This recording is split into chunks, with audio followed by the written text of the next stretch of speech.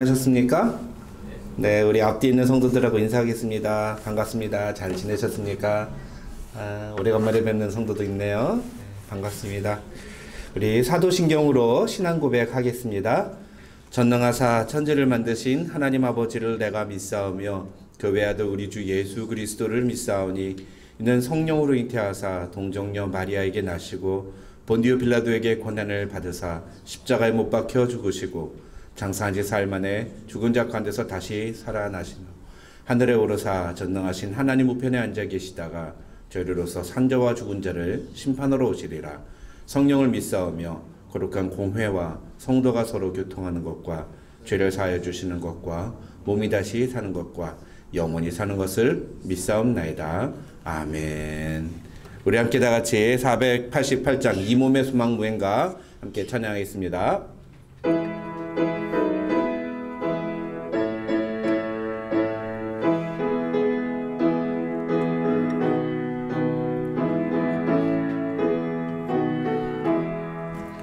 이 몸의 소망 무행가 우리 주 예수 뿐일세. 우리 주 예수밖에는 믿으리야 주 없도다. 주 나의 반석이시니 그 위에 내가 서리라. 주 위에 내가 서리라.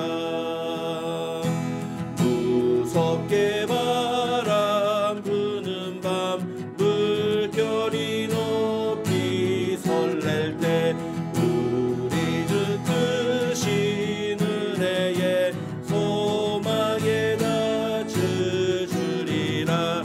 주 나의 반석이시니 그 위에 내가 서리라. 그 위에 내가 서리라. 세상에 믿던 모든 것 끊어질 날 되어도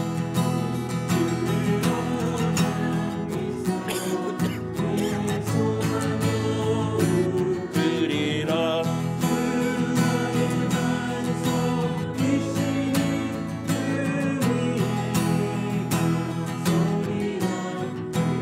위에 내가 서리라. 바라던 천국 올라가 하나님 앞에 배울 때 구주의 의를 힘입어 어여시 바로 서리라. 주 나의 반석이시니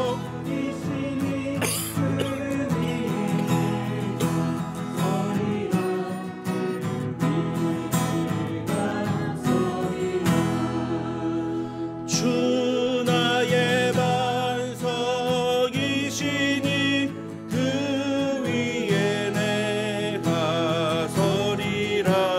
그 위에 내가 서리라. 아멘.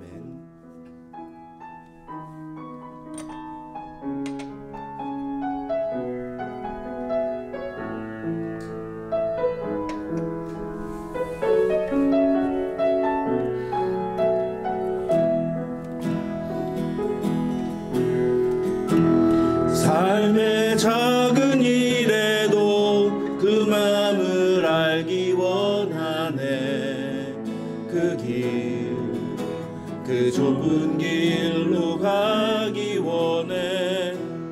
나의 작음을 알고 그분의 크심을 알면 소망 그 깊은 길로 가기 원하네. 다시 한번 합시다. 삶의 작은 일에도 삶의 작은 일에도 그 마음을 알기 원하네. 그 길, 그 좁은 길로 가기 원해. 나의 작음을 알고 그분의 크심을 알면 소망 그 깊은 길로 가기 원하네. 저 높이 솟은 산이 되기보다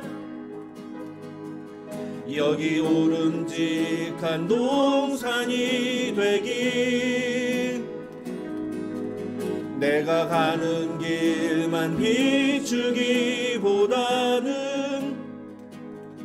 누군가의 길을 비춰준다면,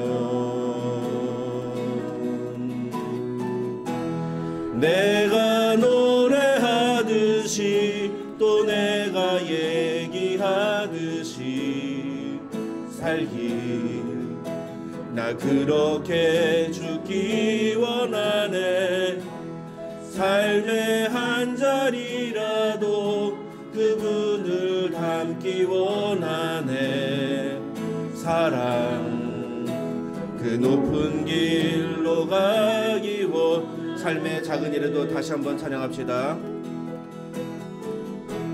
삶의 작은 일에도 그 마음을 알기 원하네.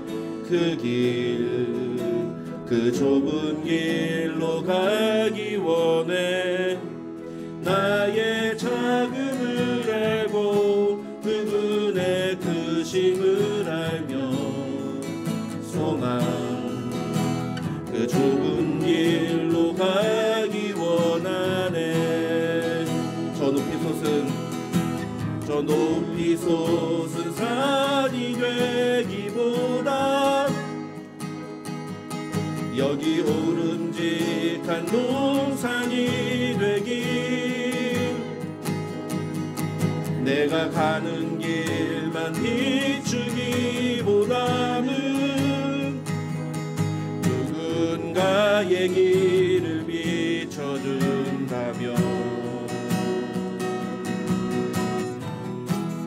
내가 노래하듯이 또 내가 얘기하듯이 살기, 난 그렇게 죽기 원하네.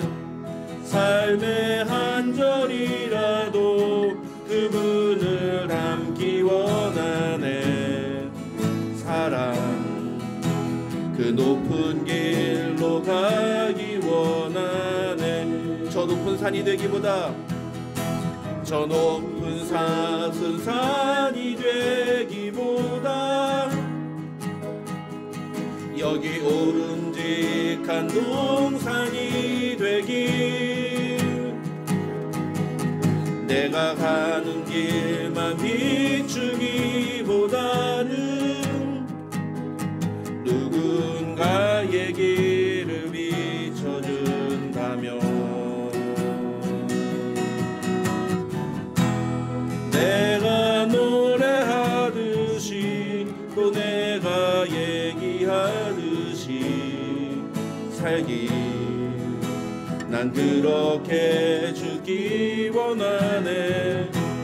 삶의 한 절이라도 그분을 닮기 원하네.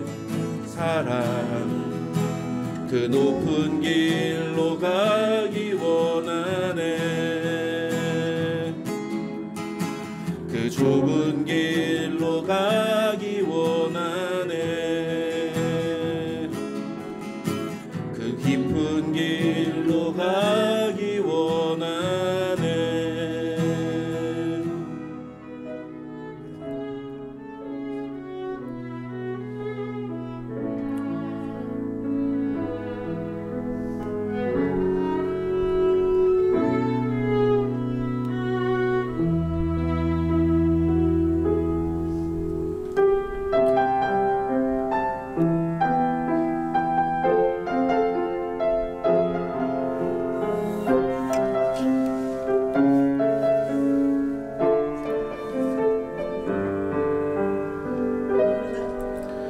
나 지금은 비록 땅을 벗하며 살지라도 내 영혼 저 하늘을 디디며 사네.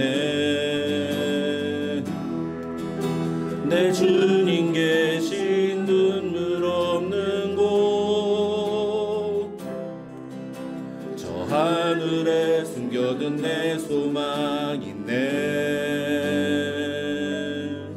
보고픈 얼굴들, 그리운 이름들 많이 생각나.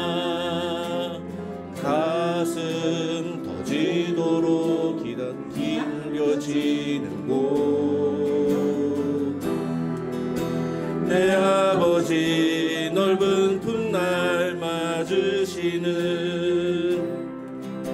저 하늘에 쌓둔 내 소망 있네. 주님 그 나라에 이를 때까지 순례의 걸음 멈추지 않으며, 어떤 시련이 와도 나 두렵지 않네. 주와 함께 걷는 이 길에. 우리 다시 한번 찬양합시다. 나 지금은 비록 땅을 벗하며 살지라도 내 영혼 저 하늘을 디디며 사네. 내 주님 계신 눈물 없는 곳, 저 하늘에 숨겨둔 내 소망 있네.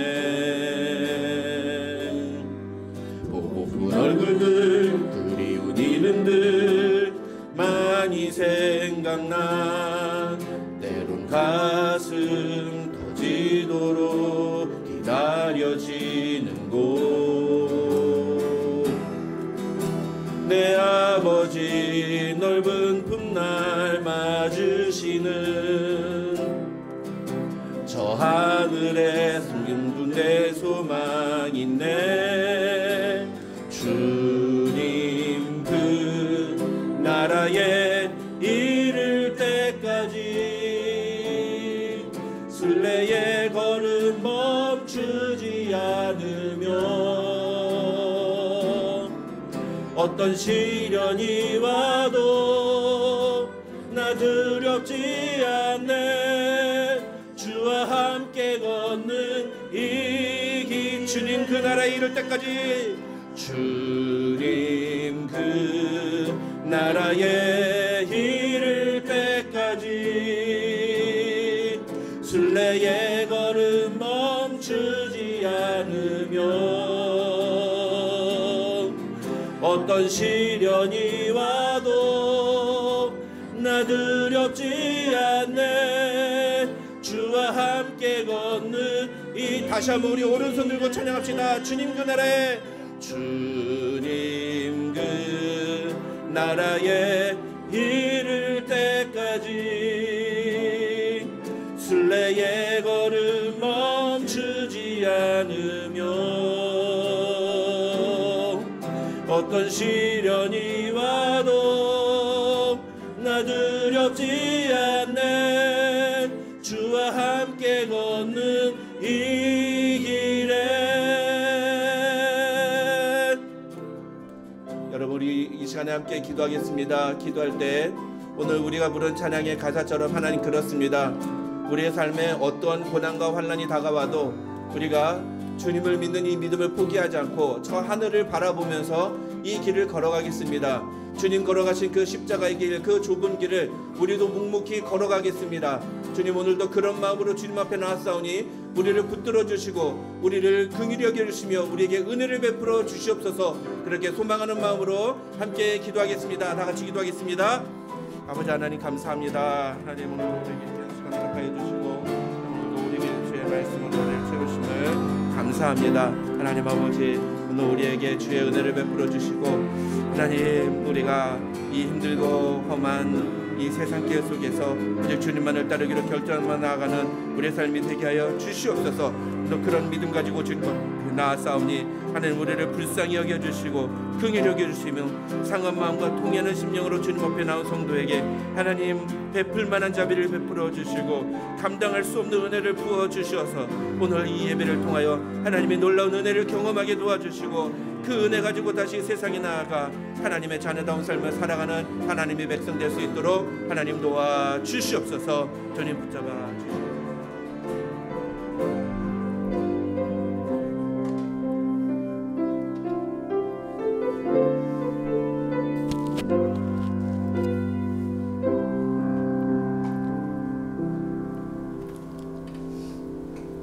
사탄의 술수로 말미암아 하나님과 원수되었던 우리들을 구원하시기 위하여 화목제물로 독생자 예수를 십자가에 못 박기까지 우리를 사랑하신 하나님께 감사와 찬양을 올려드립니다.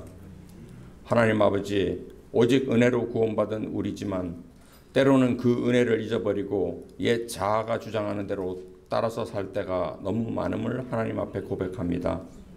진심으로 회개하는 우리의 마음을 받아주셔서 오직 하나님의 은혜로 우리를 구원하신 하나님의 사랑을 생각나게 하시고 다시는 죄에 끌려가지 않고 하나님만을 바라보는 굳건한 믿음으로 붙잡아 주시옵소서.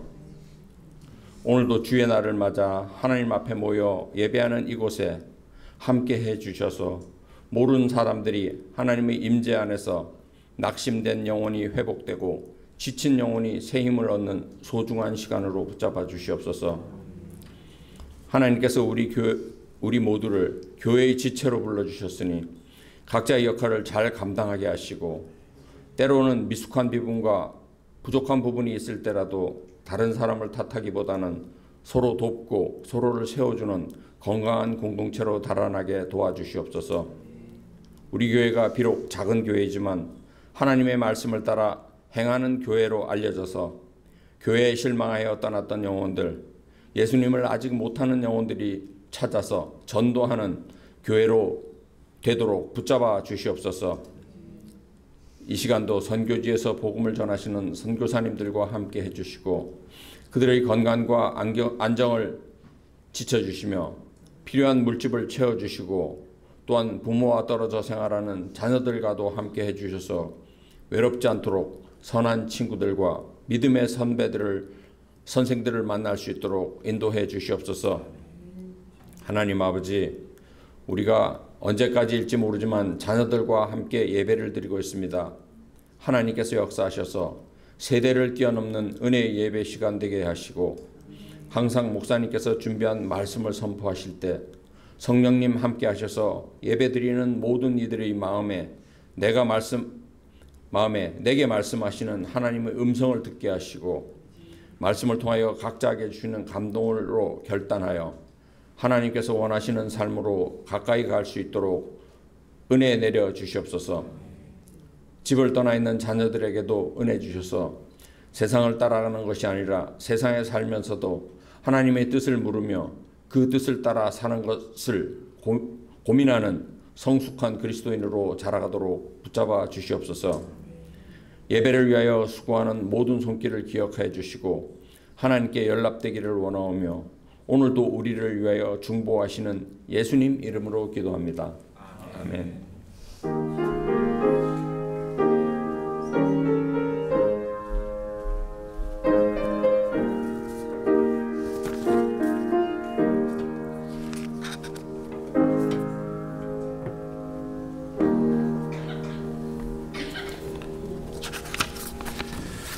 오늘 우리에게 주신 하나님의 말씀은 베드로전서 1장 1절부터 12절까지의 말씀입니다. 베드로전서 1장 1절부터 12절까지의 말씀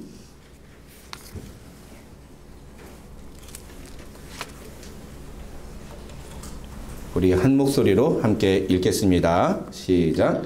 예수 그리스도의 사도 베드로는 본도, 갈라디아, 갑바도기아, 아시아와 비두니아에 흩어진 나그네 곧 하나님 아버지의 미리 하심을 따라 성령이 거룩하게 하심으로 순종함과 예수 그리스도의 핏부림을 얻기 위하여 택하심을 받은 자들에게 편지하노니 은혜와 평강이 너희에게 더욱 많을지어다. 우리 주 예수 그리스도의 아버지 하나님을 찬송하리로다.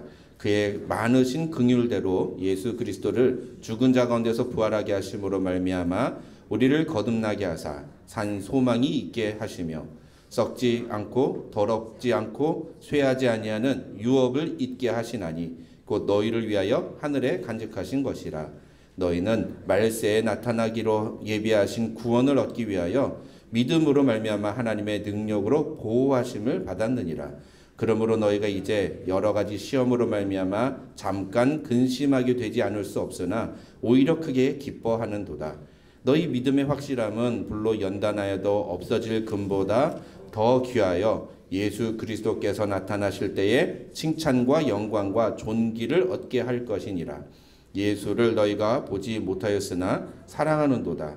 이제도 보지 못하나 믿고 말할 수 없는 영광스러운 즐거움으로 기뻐하니 믿음의 결국 곧 영혼의 구원을 받음이라. 이 구원에 대하여는 너희에게 임할 은혜를 예언하던 선지자들이 연구하고 부지런히 살펴서 자기 속에 계신 그리스도의 영이 그 받으실 고난과 후에 받으실 영광을 미리 증언하여 누구를 또는 어떠한 때를 지시하시는지 상고하니라. 이 섬긴 바가 자기를 위한 것이 아니요 너희를 위한 것임이 계시로 알게 되었나니 이것은 하늘로부터 보내신 성령을 힘입어 복음을 전하는 자들로 이제 너희에게 알린 것이요 천사들도 살펴보기를 원하는 것이니라. 아멘. 아멘. 우리 함께 읽은 본문 말씀 가지고 택하심을 받은 자들에게 라는 제목으로 하나님의 말씀 살펴보겠습니다. 이번 주에 우리가 다루게 될 이 베드로 전후서, 다음 주에 이제 베드로 후서를 다루게 되는데요. 이번 주에 우리가 다루게 될 베드로 전후서는 이 AD 63년부터 66년 사이에 쓰여진 책이라고 알려져 있습니다. 이 AD 63년부터 66년에 있었던 일들 중에 가장 대표적인 사건은 바로 로마의 대화재죠. 네로가 다스리던 시기에 일어난 로마의 대화재 사건입니다.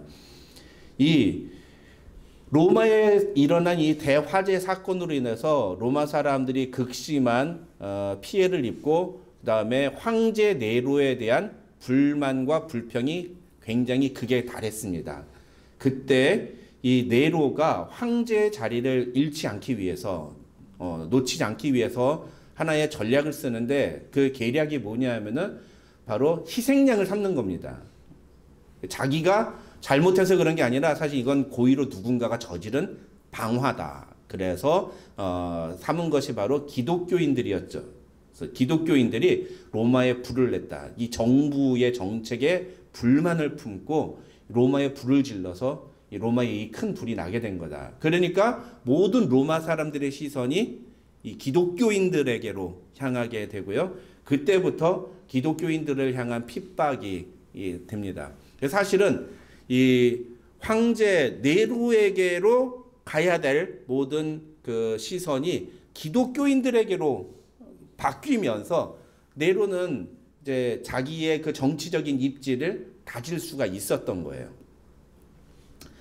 근데 그렇기 때문에 기독교인들은 그때부터 로마인들에게 소위 밉상이 되죠. 그래서 거의 뭐 그냥 예수를 믿는다는 것만으로도 이제 기독교인들은 그냥 핍박의 대상이 되고 맙니다.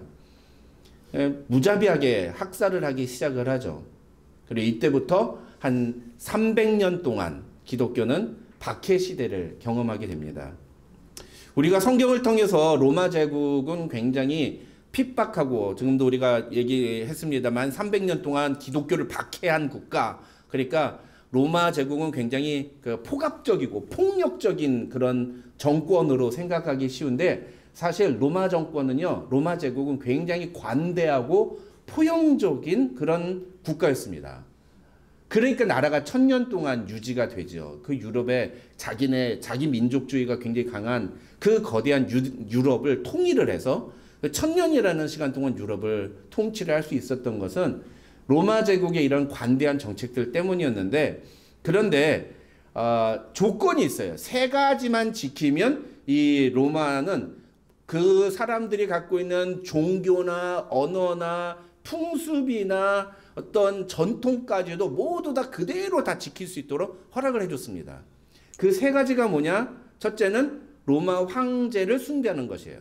두 번째는 세금을 내는 거예요. 세금만 제대로 내면 돼. 마지막 세 번째, 군 징집하면 징병에 제때제때 응하기만 하면 되는 거예요. 이 세 가지만 제대로 따라가면은, 그러면은 로마 제국은 그 어떠한 피지배 계급도 어떠한 민족도 박해하지 않고 함께 포용적으로, 그리고 어느 시점이 되면은 잘하면은 로마 시민권을 얻을 수도 있도록 이렇게 관대한 정책을 펼쳤습니다.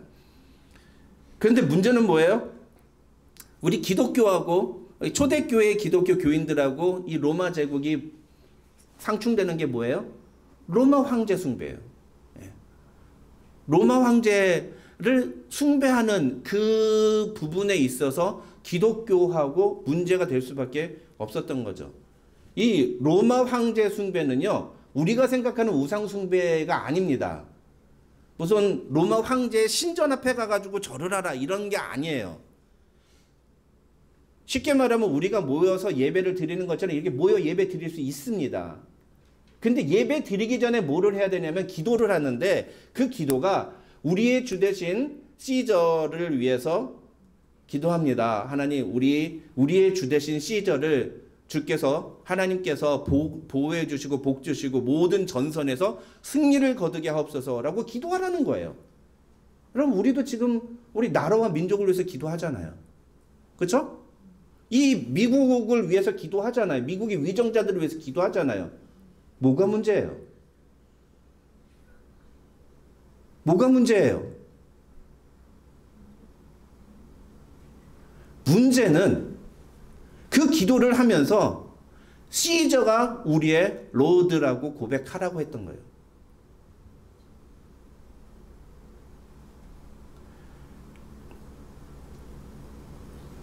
로마의 황제가 우리의 구주다, 우리의 주인이다 라고 고백을 하라는 거죠.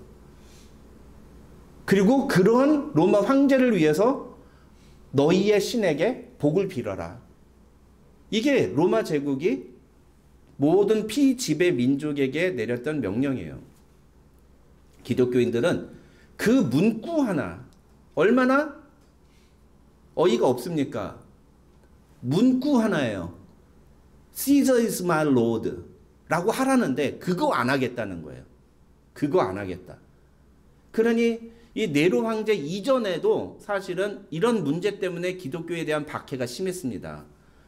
물론 공식적인 박해는 네로 황제 때부터 시작됐다라고 알려져 있지만 그 이전에 마르쿠스 아우렐리우스라든지 뭐 이런 그 다음에 뭐 여러 클로디우스 뭐 이런 황제 때에도 이 기독교인들이 박해를 받았다라는 자료들이 있고요. 특히나 이 클라우디우스 황제 때는 이 유대인들이 기독교에 대해서 앞장서서 반대를 하면서 이 기독교를 몰아내자라고 막 폭동을 일으키고 소요를 일으킵니다. 난동을 부리니까 이 황제가 어떻게 정책을 결정하느냐? 이게 기독교인이고 뭐고 다 필요 없어. 유대인들 다 나가. 로마에서 다 나가. 이런 결정을 내립니다. 그래서 로마에서 모든 유대인들이 추방을 당하는 일까지 벌어져요. 그것도 하나의 핍박입니다. 그렇게 해서 추방당한 사람 중에 우리가 제일 잘 아는 사람이 누구냐? 브리스길라와 아굴라 부부예요. 그 사람들이 고린도로 가죠. 그래서 고린도에서 바울 만나서 고린도교에 개척하고, 나중에는 바울이 에베소로 갔을 때 같이 따라갔다가 바울이 에베소에서 예루살렘으로 가니까 이 브리스길라와 아굴라 부부는 거기 에베소에 계속 남아서 거기서 디모데하고 같이 살고, 아볼로하고 사역하고, 디모데하고 사역하다가 나중에는 사도 요한하고 같이 사역하고, 그렇게 에베소 교회를 든든하게 세웠던 그런 평신도 지도자가 됩니다. 어찌됐건 이 네로 황제 이전에도 기독교인에 대한 핍박이 있었는데, 그 이유는 이 문구 하나, 말 하나, Caesar is my Lord 라고 하는 이 말을 고백하라는, 그 고백을 할 수 없다라고 선언하기 때문에, 얘기하기 때문에 이 기독교인들의 핍박을 하게 된 거죠. 그래서 이런 기독교인들의 태도가 못마땅했던 로마인들의 어떤 그 상황을 네로가 아주 잘 이용한 거예요. 로마인들 사이에 이런 기독교인들에 대한 불만이 있다는 걸 알았으니까 그 창구를 쫙 하고 열어준 거죠.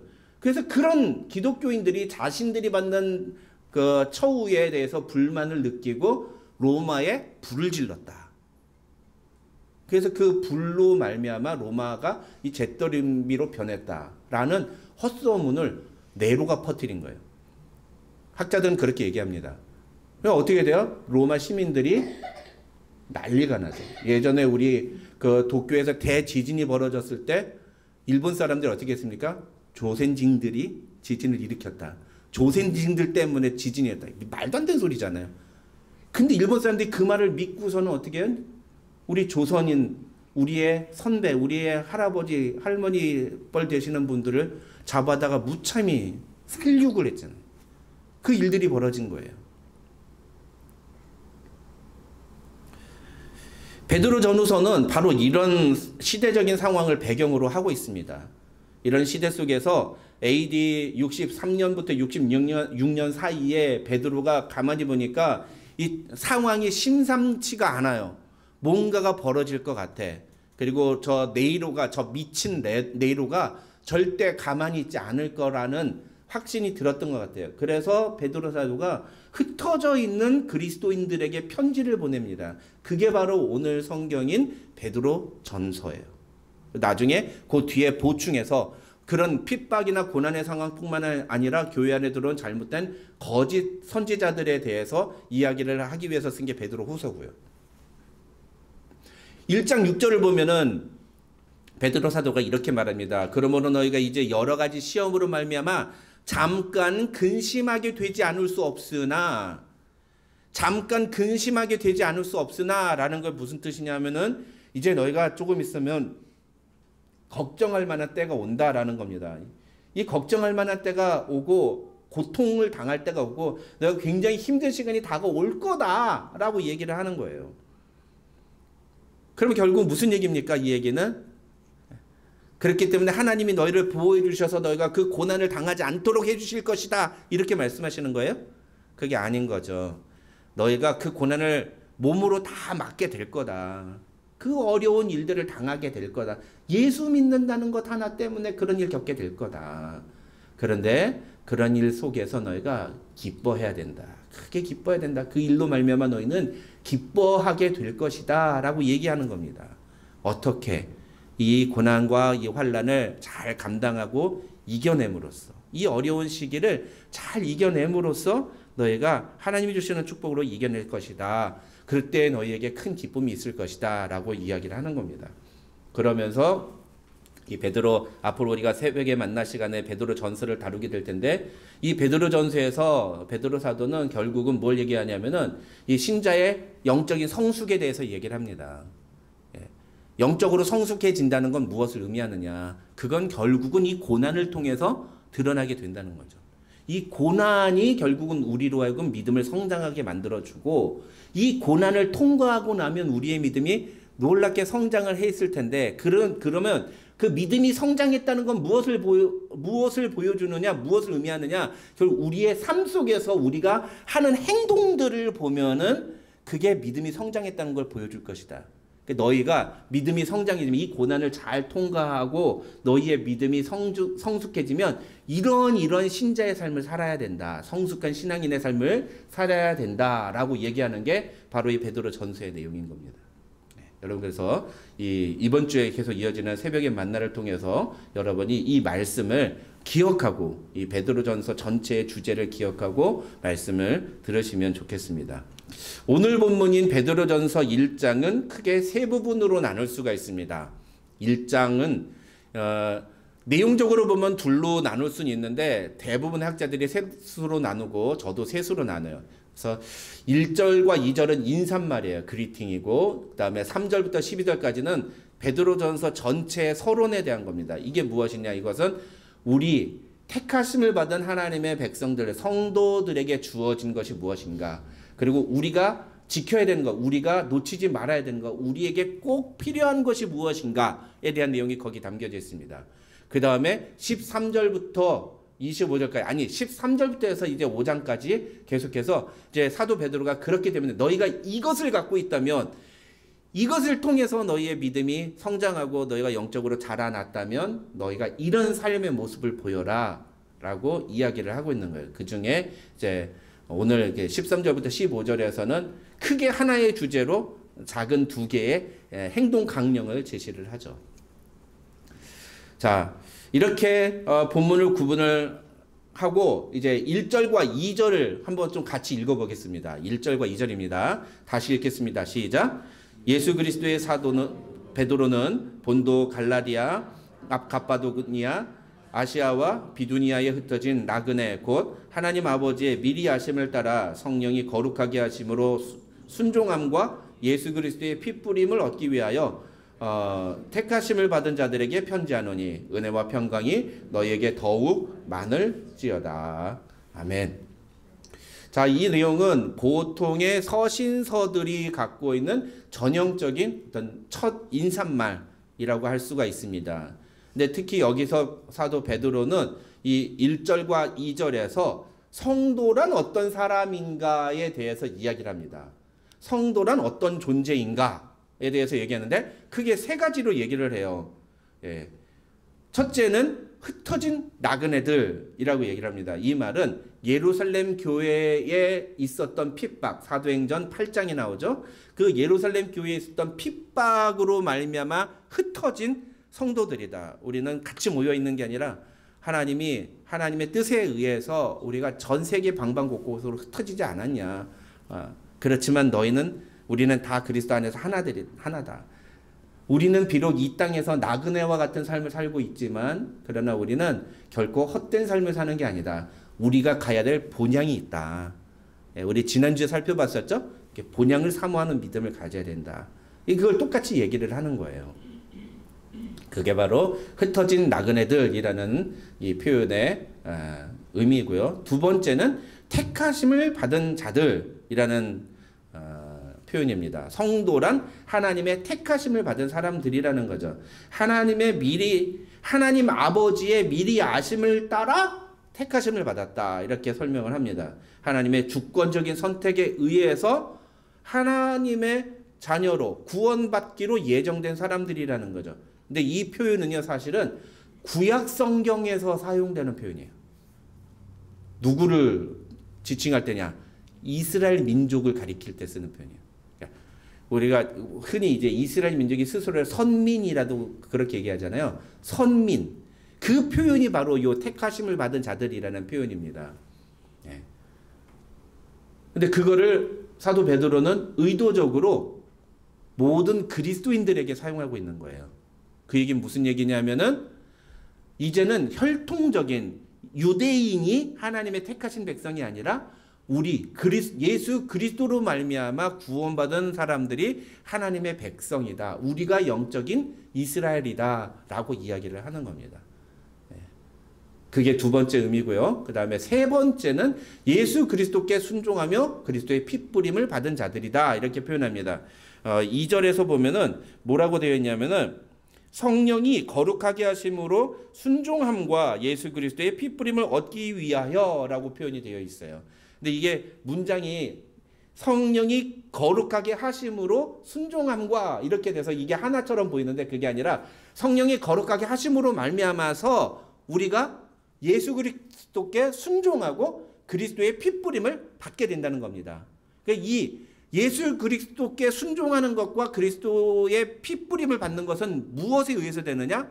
성령의 거룩하게 하심을 통해서 이루어지는 사건이다 라는 것을 설명하는 거죠. 여기서 순종하다라는 것은요, 사실은 우리가 히브리서 야고보서에서 계속 살펴봤죠. 이건 단순한 그냥 행동만을 의미하는 게 아니야. 이 행동의 뿌리가 뭐예요? 믿음이에요, 믿음. 예. 이 순종함, 그리스도께 순종한다는 건 단순한 행동을 말하는 게 아니라 예수를 믿는다는 걸 말하는 거예요. 그리스도를 믿는, 예수 그리스도를 믿기 때문에 순종한다라는 겁니다. 예. 그러니까 다시 말하면 행함으로 증명되는 믿음을 의미하는 거죠. 그 믿음을 가진 사람들이라는 거예요. 예수 믿는 사람들, 택하심을 받은 자들, 성도는 교회 나오는 사람이 아니라는 거예요.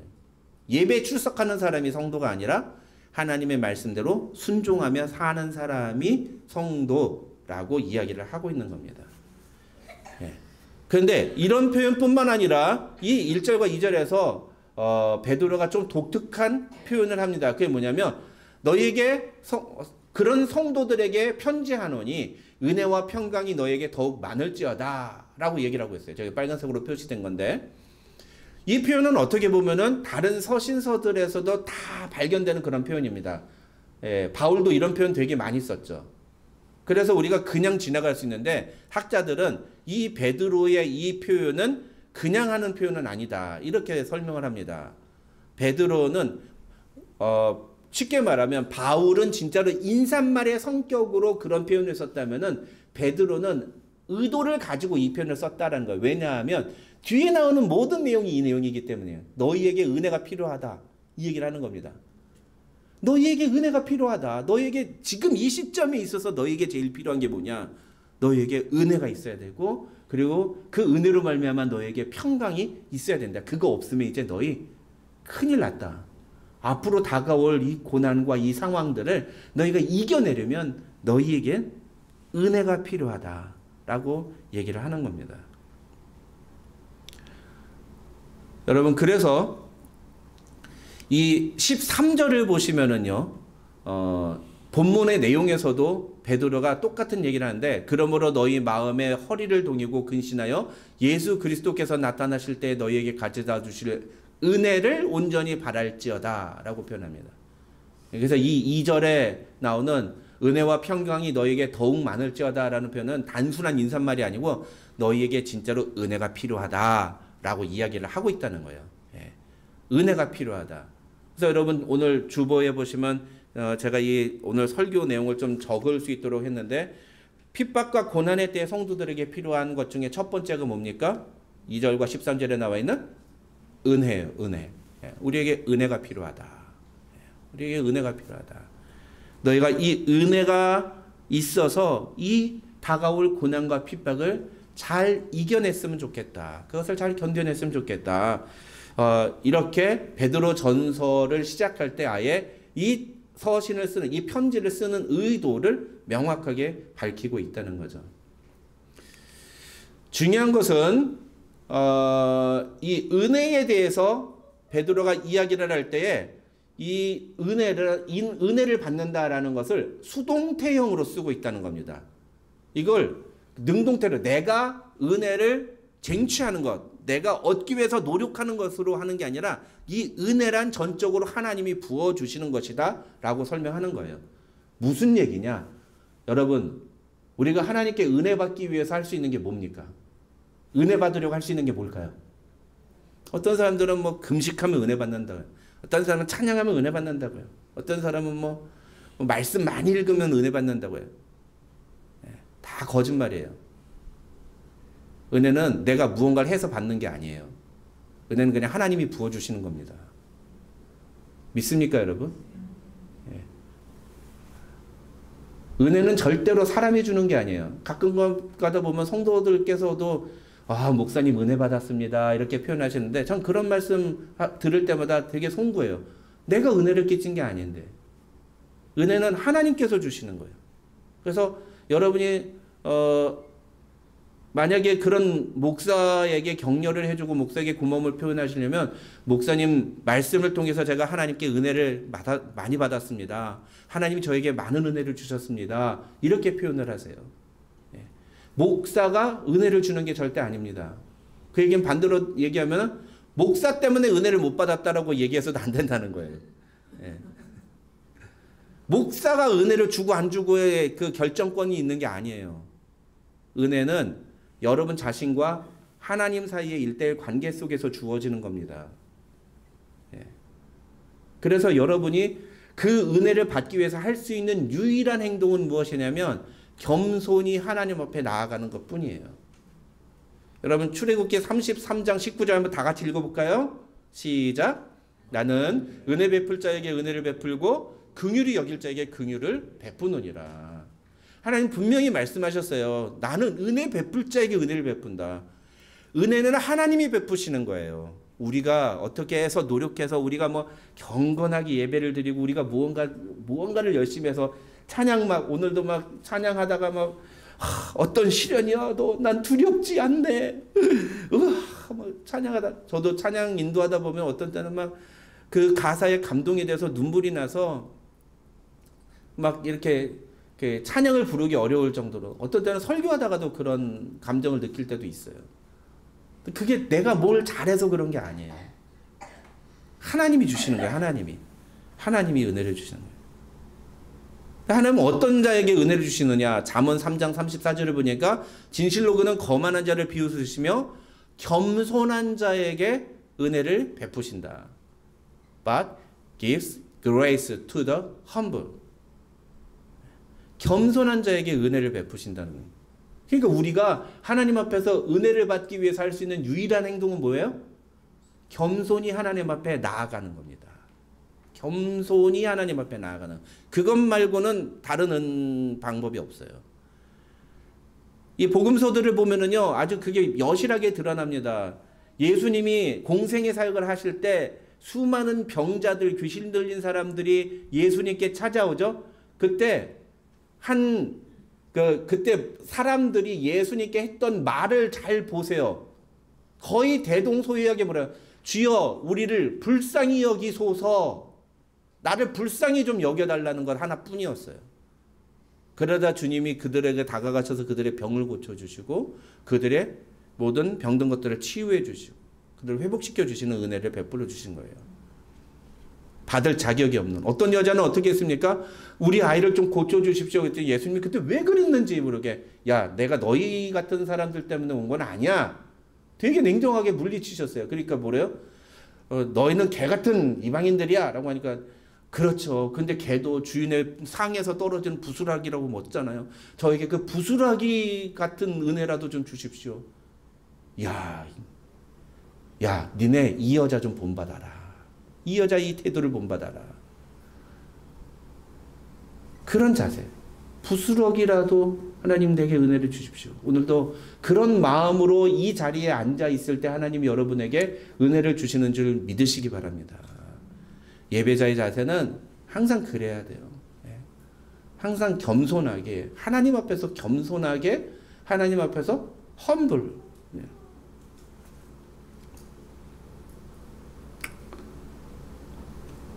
우리에게 은혜가 필요하다.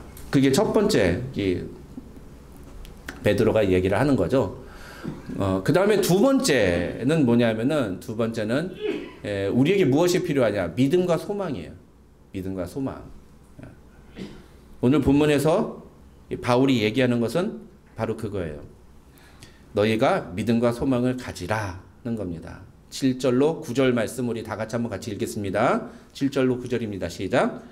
너희 믿음의 확실함은 불로 연단하여도 없어질 금보다 더 귀하여 예수 그리스도께서 나타나실 때에 칭찬과 영광과 존귀를 얻게 할 것이니라. 예수를 너희가 보지 못하였으나 사랑하는도다. 이제도 보지 못하나 믿고 말할 수 없는 영광스러운 즐거움으로 기뻐하니 믿음의 결국 곧 영혼의 구원을 받음이라. 아멘.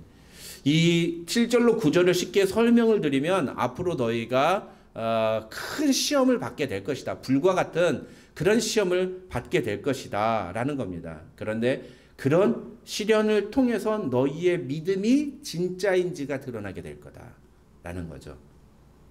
그리고 그 믿음을 가진 사람은 예수님이 장차 오실 때 칭찬과 영광을 얻게 될 것이다 라고 이야기를 하는 겁니다. 여러분 믿으십니까? 믿으십니까? 시험이 다가올 때 우리의 믿음이 어떤 수준인지 드러난다는 것. 그러니까 평상시에 그 사람의 믿음이 어떤지는 잘 몰라요. 어려운 일이 닥쳐봐야 그 사람의 믿음이 어떤 수준인지가 드러나게 되어 있어요.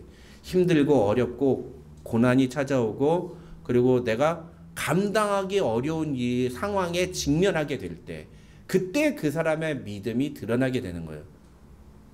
그때 빨리 내 문제를 해결해 주세요라고 하나님께 기도하면 그 사람은 종교인이고, 이 상황을 통해서 하나님이 나에게 그리고 우리 가정에게 주시는 메시지가 있을 것이다 라고 생각을 하고 기도하고 하나님의 뜻을 구하며 나아가면 그건 참된 신자일 가능성이 높은 거죠.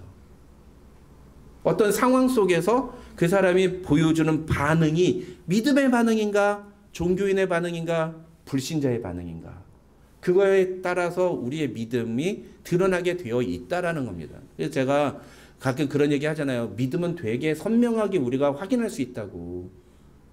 믿음은 우리의 행동으로 다 드러나게 되어 있어요. 절대로 교회 나와서 예배 드리는 거, 예배 시간에 앉아 있는 걸 믿음으로 절대로 생각하지 마시라고. 그것은 절대로 믿음이 아닙니다. 내가 어떻게 이 믿음대로 살아가느냐, 그것이 우리의 믿음이에요. 그것이. 그런데 이 믿음이 필요한데 이 믿음이 도대체 뭐냐? 두 가지로 설명을 합니다. 우리가 무엇을 믿어야 되느냐? 첫째는 3절과 4절 또 21절에서 부활을 믿으라는 거예요. 부활을 믿어라. 우리가 부활할 것이라는 사실을 믿어라. 예, 우리 3절과 4절 다 같이 읽겠습니다. 시작. 우리 주 예수 그리스도의 아버지 하나님을 찬송하리로다. 그의 많으신 긍휼대로 예수 그리스도를 죽은 자 가운데서 부활하게 하심으로 말미암아 우리를 거듭나게 하사 산 소망이 있게 하시며 썩지 않고 더럽지 않고 쇠하지 아니하는 유업을 있게 하시나니 곧 너희를 위하여 하늘에 간직하신 것이라. 아멘. 예. 여러분 이 3절과 4절을 보시면 무엇이 느껴지십니까? 하나님께서 예수 그리스도를 부활하게 하신 것처럼 우리 역시도 부활하게 하실 것이라고, 너희도 그 유업을 잊게 하실 것이라고 하나님 약속하신다는 거예요. 베드로가 왜 이런 말을 할까요? 너희가 조금 있으면 핍박으로 죽게 생겼으니까. 네, 핍박으로 죽게 생겼으니까. 맞아요, 그거예요. 그러니까 쉽게 말하면 하나님 아버지께서 예수 그리스도를 다시 살리신 것처럼 너희도 반드시 다시 살리실 것이니 그 죽음을 두려워하지 마라. 그 핍박과 고난에서 너희가 죽게 되는 그 상황 자체를 두려워하지 마라. 세상에 몰입되어 있고 세상에서의 성공과 세상에서의 만족이 전부인 사람들은 절대로 그런 상황을 감당할 수가 없습니다. 그런 사람이 보면 미치고 팔짝 뜁니다. 견디질 못해요. 내가 왜 이런 대우를 받아야 되고 내가 왜 이런 상황에 놓여야 되는데 라고 말을 할 수밖에 없어요. 그게 세속적인 세상적인 가치관이 내가 점철되어 있다는 증거예요. 그러나 참된 그리스도인은 그런 고난과 예수 그리스도로 말미암아 우리가 고난과 핍박을 당하게 될 때 그 고난과 핍박 앞에서 의연하고 당당하고 저 천국을 바라보고 내가 비록 지금 죽음을 당할지라도 하나님은 나를 반드시 다시 살리실 것이라는 믿음이 있기 때문에 그 믿음을 바라보면서 그 상황에 의연하게 대처할 수가 있는 겁니다. 이 믿음이 우리에게 필요하다는 거예요.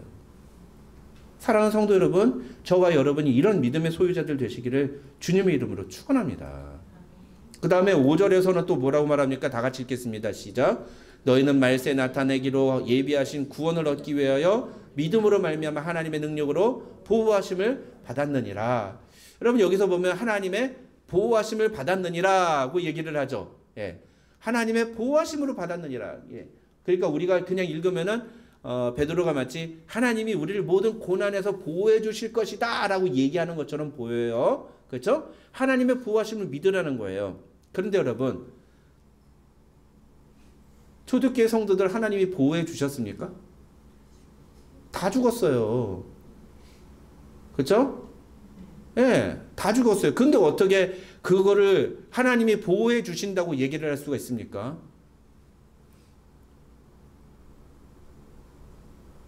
시간이 많이 가니까 정답만 말씀을 드리면 그것은 이 땅에서의 보호를 의미하는 게 아니에요. 예. 이것은 하나님이 우리를 이 땅에서 고난당하지 않게 하시겠다고 약속하시는 것이 아니란 겁니다. 이 말의 의미는 하나님이 약속하신 은혜의 축복, 그거를 9절에서는 믿음의 결국 곧 영혼의 구원이라고 얘기를 했는데 그 영혼이 구원받는 것을 보호해 주시겠다는 거예요. 그러니까 육신은 비록 내가 지금 저 무도한 사람들의 핍박에 의해서 내가 죽음을 당하고 칼에 죽고 목이 잘려 죽고 기름에 튀겨 죽고 불에 태워 죽고 거꾸로 말려서 피가 다 말라서 죽고 그런 비참한 죽음을 당하지만 그러나 내가 그래서 육신의 눈으로 보면 이게 나의 끝이고 나의 인생의 끝은 절망과 비참함이 끝인 것 같은데 그 순간조차도 하나님은 우리의 영혼을 보호하셔서 우리를 반드시 구원받게 해주시겠다고 약속하시는 말씀이라는 겁니다. 이건 장래, 그러니까 부활은 육체적인 부활을 말하면 이 하나님의 보호하심은 어떻게 보면 우리의 영혼의 보호하심을 의미하는 거예요. 근데 중요한 건 뭐예요? 이게 신앙이 없는 사람한테는 다 헛소리로 들린다는 거예요. 그게 무슨 소용이 있어? 내가 지금 죽으면 이렇게 들린다는 거예요. 지금 내가 죽게 생겼는데 그게 무슨 소용이 있어? 여기서 우리의 믿음이 판가름 난다는 겁니다.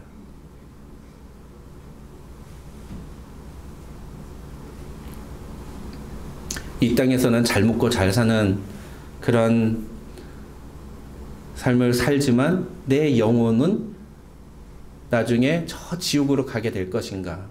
아니면 이 땅에서는 내가 비록 핍박받고 고난받고 비참한 결말을 맞이하는 것처럼 보이지만 하나님께서 나의 영혼을 영광과 존귀와 찬양의 자리로 이끄시는 그 은혜를 경험하게 될 것인가? 우리는 어느 것을 선택할 것인가? 그것이 믿음의 모습이라는 겁니다. 그것이. 하나님은 반드시 죽기까지 믿음을 지킨 성도들에게 그들이 칭찬과 영광과 존귀를 얻게 하시겠다고 약속하시는 거예요. 그들이 그런 상을 받도록 너희들을 보호해 주겠다. 너희들의 그 상급을 지켜주겠다라고 말씀하시는 거예요. 그러니까 이게 얼마 되지 않는 이 땅에서의 이게 잘 먹고 잘 사는 조금 좋은 옷 입고 조금 좋은 건 누리고 조금 좋은 차를 타고 다니고 조금 좋은 집에서 사는 요 삶에 집중해서 내가 신앙을 버린다. 이건 너무너무 어리석은 행동인 거죠. 근데 세상 사람들이 보기엔 그건 되게 당연한 거예요. 세상 사람들이 보기엔 이건 너무너무 당연한 건데 믿음의 눈으로 바라보면 그것만큼 어리석은 게 없는 거예요. 반대로 뒤집어서 세상 사람들이 봤을 땐 누가 어리석어요?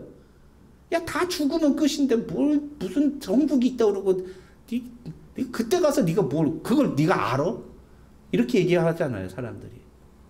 그러니까 세상 사람들이 보기에는 우리가 어리석은 사람. 그래서 고린도전서에 뭐래요? 복음은 우리가 세상에서 보기에는 지극히 어리석은 것처럼 보인다고 얘기하잖아요. 이렇게 믿음이 판가름 난다는 겁니다. 여기까지가 12절까지의 내용이에요. 이게 서론입니다. 그 다음에 이제 13절부터 25절까지는 베드로가 이제 성도들이 그런 믿음을 갖고 있다면, 그런 은혜와 믿음을 가지게 된다면 이제 어떠한 태도를 보여야 되는가에 대해서 얘기를 합니다. 두 가지를 얘기하는데 이 두 가지를 하나로 아우르는 게 있어요. 그게 바로 14절과 22절이에요. 같이 한번 읽어볼까요? 14절과 22절입니다. 시작. 너희가 순종하는 자식처럼 전에 알지 못하던 때에 따르던 너희 사욕을 본받지 말고, 또 22절 시작.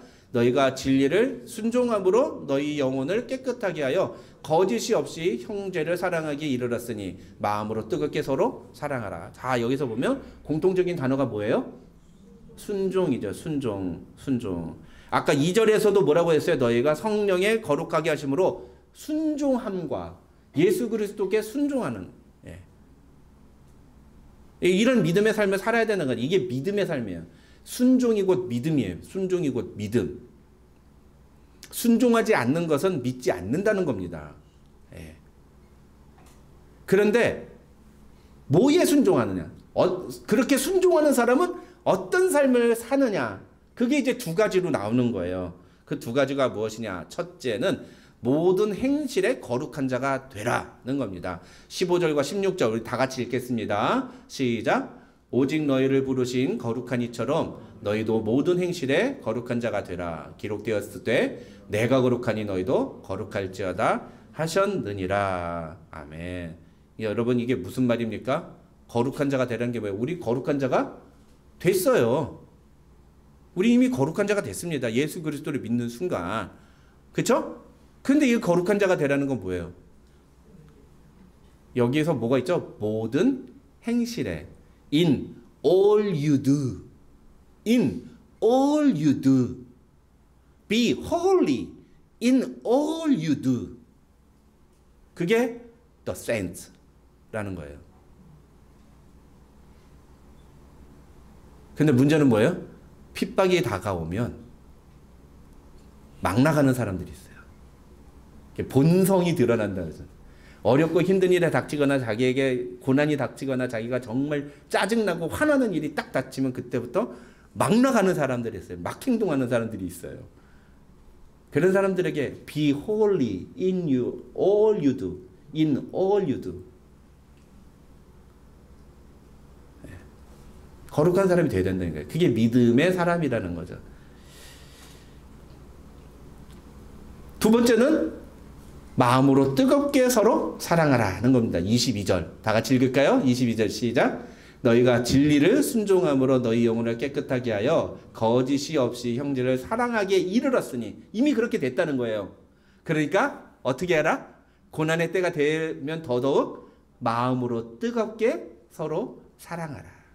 마음으로 뜨겁게 서로 사랑하라. 왜 이런 말을 하는 걸까요? 여러분 고난이 닥치거나 어려운 일에 닥치면 자기 가족만 챙기는 사람이 있어요. 우리 야 일로 와 이렇게 해서 우리 가족만 챙기. 불나면 지 새끼만 챙기는. 그건 부성의 당연한 본능이에요. 세상 사람들은 그걸 뭐라고 그러지 않아요. 당연하죠. 그게 내 새끼부터 챙기는 게 그거 당연한 겁니다. 그런데 그리스도인은 달라야 한다. 어떻게? 네 새끼만 챙기지 말고 남의 새끼도 챙겨야 한다라는 겁니다. 네. 남의 새끼도 챙겨야 된다. 네. 그리고 뿐만 아니라 우리가 이제는 고난이 전방위적으로 엄청난 고난이 닥쳐오는데 그때 너희가 각각이 자기 혼자서 이거를 견디겠다고 하면 못 견딘다. 너희가 서로 마음으로 뜨겁게 서로를 사랑하고 격려하고 위로하고 힘을 북돋아주고 위로해주고 도와주고 그러면 서로 그거 같이 견디면 이겨낼 수 있다. 왜 그런 말 있죠? 우리 한국 속담에 혼자 가면 빨리 가도 같이 가면 멀리 간다. 그런 얘기가 있잖아요. 힘든 일도 같이 하다 보면은 그 힘든 일이 별로 안 힘들게 느껴지는 때가 있어요. 왜 나만 겪는 고난이 나고 슬퍼하지 마세요. 예. 힘을 내세요. 힘을 내세요. 주님이 함께 계시잖아요. 제가 이 찬양 오늘 부를까 그러다가 너무 청승 맞아가지고 제가 안 불렀거든요. 근데 예. 주님도 함께 하시지만 누구도 함께 해야 된다는 거예요. 예. 너도 함께 해라 라는 거예요. 사실은 오늘 본문. 예. 주님이 함께 하신다고 말만 하지 말고 네가 함께 해줘라 라고 하는 거예요. 네가 함께 해줘라. 그게 오늘 본문이 얘기하는 겁니다. 여러분 정리해 볼까요? 오늘 말씀 고난과 핍박을 앞둔 성도들에게 오늘 베드로 사도는 너희에게 이것이 필요하다. 무엇이 필요하다고 합니까? 은혜와 믿음 그리고 소망입니다. 이 소망은 결국 믿음에서 비롯된 소망이에요. 그래서 믿음과 소망은 사실 같은 의미입니다. 믿음이라고 볼 수가 있어요.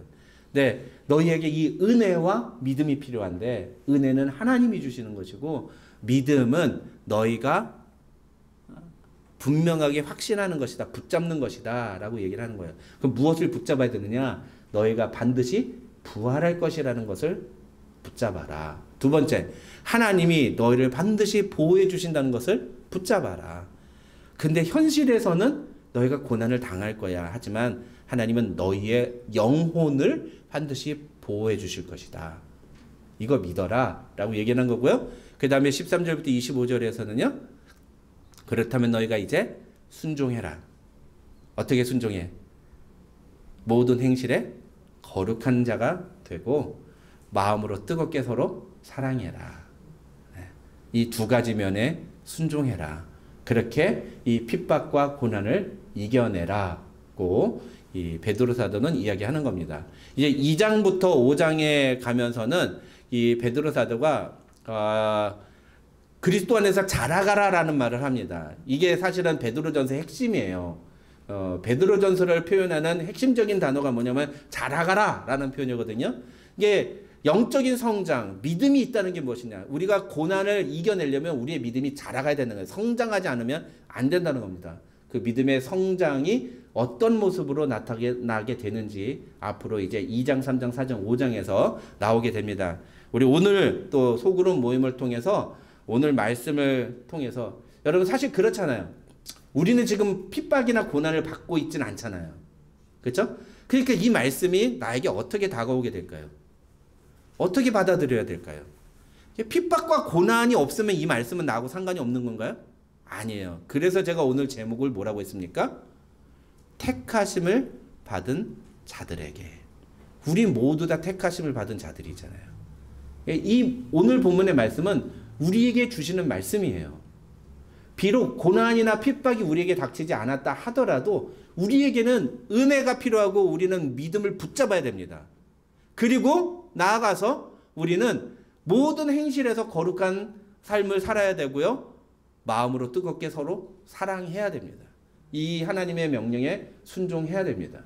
오늘 소그룹 모임에서 이런 말씀들을 나누시면서 여러분이 과연 나는 이 말씀대로 어떻게 살고 있는지를 돌아보고 믿음의 성장이 일어나려면 무엇을 해야 되는지를 결단하는 귀한 은혜가 있기를 주님의 이름으로 축원합니다. 기도하겠습니다. 하나님 아버지 감사합니다. 오늘도 우리에게 귀한 말씀 주시고 주님의 은혜 가운데 우리를 채워주심을 감사합니다. 하나님 오늘 주신 말씀을 우리가 잘 기억하고 이 말씀대로 이 말세 시대에 믿음의 성숙한 성도들이 될 수 있도록 주님 축복하여 주시옵소서. 감사드리며 예수님의 이름으로 기도드립니다. 아멘.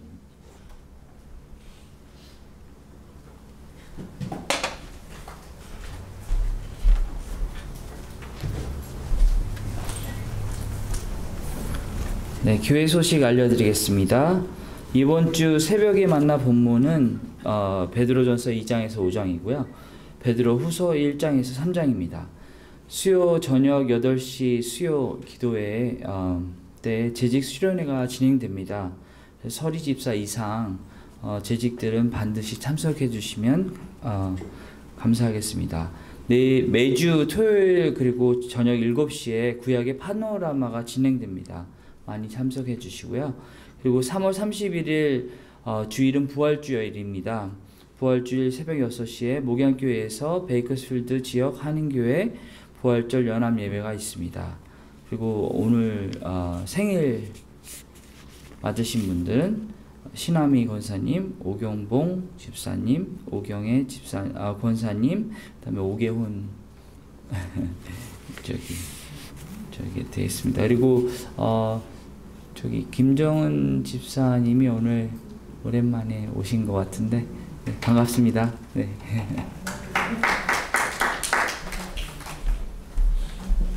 박수를 치려면 확실하게 치고 아니면 아니고 확실하게 치시기 바랍니다. 그 수요 기도회 때 우리가 영상 2개 올라갔지 않습니까? 예, 재직 수련회 1, 2 교회론 이론을 다루는 거는 우리가 올라갔는데요. 이번 주부터 3주 동안은 영상이 안 올라갑니다. 왜 안 올라가냐면은 우리가 컨설팅을 할 거예요. 근데 이 컨설팅은 강의가 아니고 함께 이야기하고 서로 토론하고 그리고 그걸 막 만들어가는 그런 시간이 될 거예요. 그러니까 빈 시간도 많고 막 그래가지고 동영상으로 보내기가 어렵습니다. 그래서 여러분 기억하시고 대신에 이번 주 수요일 날 하는 건 굉장히 중요한 작업이기 때문에 이제까지는 안 나오셨다 하더라도 이번 주부터는 좀 가급적이면 꼭 참석을 해 주시기를 부탁을 드립니다. 그래서 교회가 이렇게 같이 의논하고 해서 결정을 했는데 나중에 딴소리 하시면 안 돼요. 난 그 자리에 없었는데 이러시면 안 됩니다. 그러니까 반드시 이런 자리에 같이 참석하셔서 같이 이야기 나누고 같이 교회를 세워가는 일에 협력을 해 주시기를 부탁을 드립니다. 이제 우리 다 같이 일어나셔서 찬송가 488장 1절 부르고 축담으로 예배 마치겠습니다.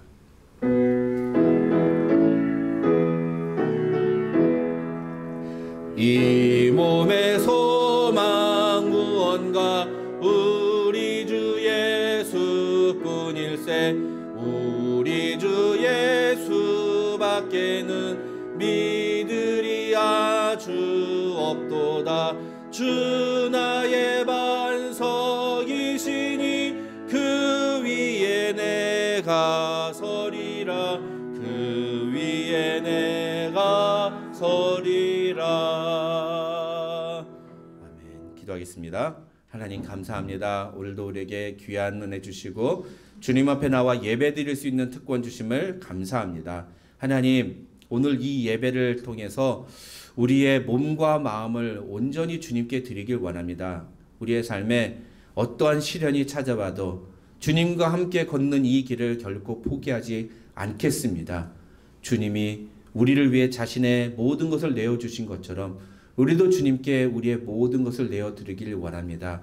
그 믿음 고백하며 주님 앞에 나온 사랑하는 성도들 주님 축복하여 주시고, 오늘도 주님께 드린 이 예물을 주님 기쁘게 받으시사 하나님의 나라에 기묘하게 사용하여 주시옵소서. 하나님, 우리 모두가 정말 하나님이 공급해 주시는 것으로 살아가는 인생들 되게 하여 주시옵소서. 세상 사람들은 경기가 어렵다, 여러 가지 정말 힘들고 어렵다, 경제 상황이 쉽지 않다, 이율이 너무 높다, 정말 먹고 살기 힘들다 얘기하지만 그런 고난 속에서도 우리는 우리를 먹이시는 아버지 하나님을 바라보며 하나님의 은혜로 날마다 살아가는 성도들 되게 하여 주시고, 그 믿음대로 하나님이 역사하셔서 우리의 삶 속에 만나가 끊이지 않는 그런 은혜를 허락하여 주시옵소서. 여전히 힘들고 어려운 성도들이 있습니까? 또 육체적인 연약함으로 또 여러 가지 문제로 인해 고통 중에 있는 지치에 있습니까? 하나님 찾아가 주시고 그들을 어루만져 주시고 불쌍히 여겨 주시옵소서. 주의 긍휼로 덮어 주시옵소서. 주의 사랑으로 덮어 주시어서 하나님의 은혜가 충만하여 모든 어려움을 능히 이기는 믿음의 성도 될 수 있도록 주님 붙잡아 주시옵소서. 지금은 우리 구주 예수 그리스도의 한이 없으신 은혜와 아버지 하나님의 만극하신 사랑과 성령님의 감동 감화 교통 충만하신 은혜가 너희 무리 가운데 함께 있을지어다. 아멘.